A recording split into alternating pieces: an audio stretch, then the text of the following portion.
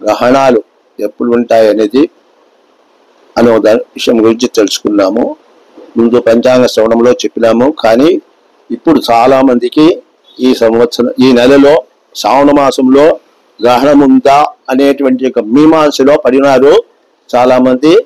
ఎందుకంటే వాళ్ళందరూ కూడా చాలా మంది నన్ను అడుగుతున్న దానివల్ల ఈ విషయము ఒకరొకరికి చెప్పేదాని బదులు ప్రజలందరికీ తెలియజేయడం మంచిదనేటువంటి మనసుతో ఈ విషయాన్ని తెలియజేస్తున్నాను.